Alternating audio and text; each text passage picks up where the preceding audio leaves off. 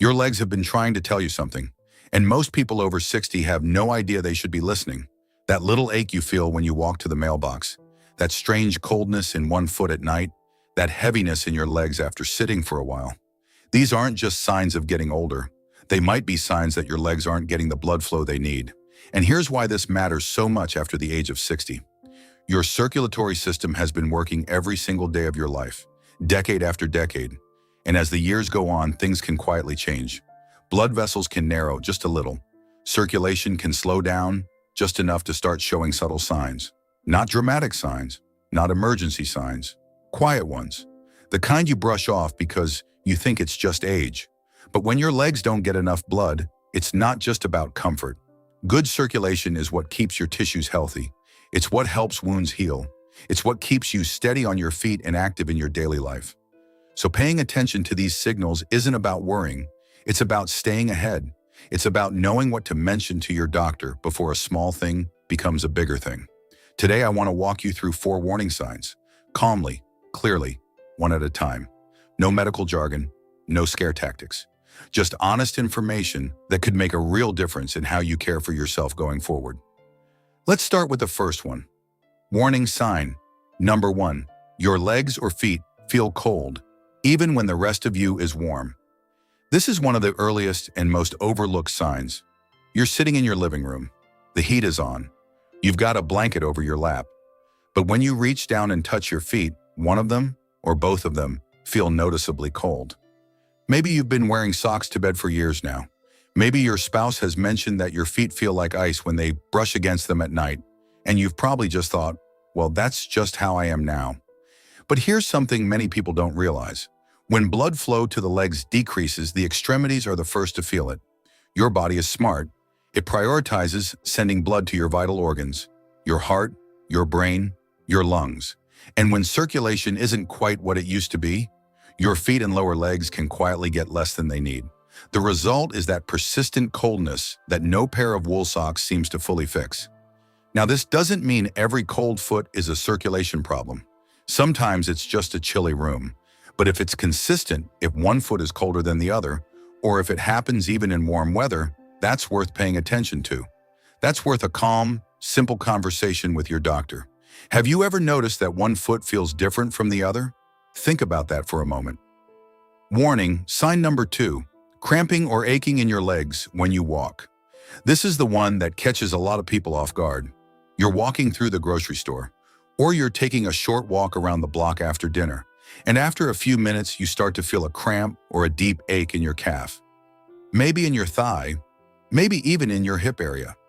So you stop, you rest for a minute, and the pain goes away. Then you start walking again, and after a little while it comes back. Most seniors are surprised when they learn this pattern has a name. Doctors call it intermittent claudication. But you don't need to remember that term. What matters is the pattern itself. Walking causes discomfort. Resting relieves it. Walking brings it back. A lot of people assume this is arthritis, or just tired muscles, and sometimes it is. But when the pattern is that specific, walk and hurt, rest and feel better, it can be a sign that your leg muscles aren't getting enough blood during activity. When you walk, your muscles need more oxygen. If the blood flow can't keep up, they protest, they cramp, they ache. This is where things quietly go wrong for many people, because instead of mentioning it to their doctor, they simply start walking less. They stop going on their evening walks. They start avoiding stairs. They sit more. And over time, that reduced activity can make circulation even worse. If you're still watching, type the number 2 in the comments. It tells me this is helping, and it helps more people like you find this video. So if you've been cutting your walk short because of leg pain that comes and goes, don't just accept it, mention it. One simple conversation could give you answers and, more importantly, options. Sign number 3, changes in the color or appearance of your skin on your legs. This one is easy to miss because it happens gradually. You might not notice it day to day, but over weeks and months, the skin on your lower legs or feet might start to look a little different. Maybe it's taken on a slightly pale or bluish tint. Maybe it looks a bit shiny, almost like the texture has changed.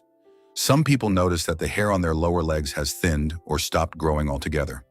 Others notice that their skin feels drier than it used to, even when they use lotion regularly. Here's why this happens. Healthy skin depends on good blood flow. Blood carries oxygen and nutrients that keep skin nourished, resilient, and able to repair itself. When that flow decreases even slightly, the skin starts to show it. It might lose some of its color. It might become more fragile. Small cuts or scratches on the lower legs might take longer to heal than they once did. Have you looked at your lower legs recently? Really looked at them? Sometimes we stop paying close attention to parts of our body that we don't see every day. But a quick, gentle check every now and then can tell you a lot. Next time you're drying off after a shower, take a moment. Look at the skin on your shins, your ankles, the tops of your feet. Compare one leg to the other. If something looks noticeably different, or if you've had a small wound that seems to be taking its time healing, that's valuable information.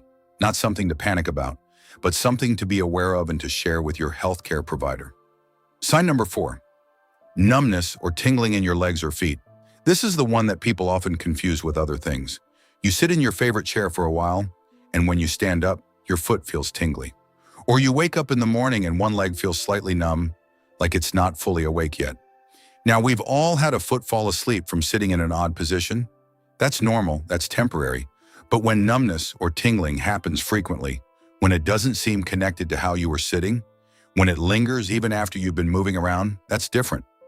Reduced blood flow can affect the nerves in your legs and feet. When nerves don't get enough oxygen-rich blood, they start to misfire. They send signals that feel like pins and needles, or buzzing, or just a strange dullness. Some people describe it as feeling like they're walking on cotton or like there's a thin barrier between their foot and the floor. This is especially important because numbness can affect your balance. If you can't fully feel the ground beneath your feet, your risk of stumbling increases. And for anyone over 60, staying steady on your feet is one of the most important things you can do for your independence and your safety. If this sounds familiar to you, if you've been experiencing tingling or numbness that seems to come and go without explanation, please don't ignore it. And don't assume it's just a pinched nerve or just getting older. Let your doctor help you figure out what's going on. If you've made it this far, type the number 4 in the comments. I'd love to know that you're here and finding this helpful. Now, I want to take a moment to talk about something important before we wrap up. And that is this. Noticing one or even more of these signs does not mean something terrible is happening. It means your body is communicating with you. And that is actually a good thing. So many health issues in our 60s, 70s, and beyond can be managed beautifully when they're caught early. When you walk into your doctor's office and say, "I've been noticing this," you're giving them a head start. You're being an active partner in your own health. And that is something to feel proud of, not anxious about. There are also simple, everyday things that support good circulation. Gentle movement, even just a short daily walk if your body allows it. Staying hydrated throughout the day. Not sitting in one position for too long, shifting, stretching, getting up every so often. Keeping your legs elevated when you rest in the evening. These aren't dramatic changes. They're small, manageable habits that can quietly make a difference over time. Is there one thing from today's video that you recognized in your own life? I'd genuinely love to hear about it. Not because I can give medical advice, I can't, but because when you share your experience, it helps someone else watching feel less alone. It helps them realize they're not the only one who noticed something and wondered about it. So if you'd like to, leave a comment below. Tell me which signs stood out to you, or tell me what you do to keep moving and stay active. This community is full of people just like you, and every voice matters. If this video helped you today, even a little bit, a thumbs up goes a long way in helping other seniors find it too. And if you'd like to see more videos like this one, gentle, honest, made just for you, the subscribe button is right there whenever you're ready. Thank you for spending this time with me. Take good care of yourself today. You deserve it.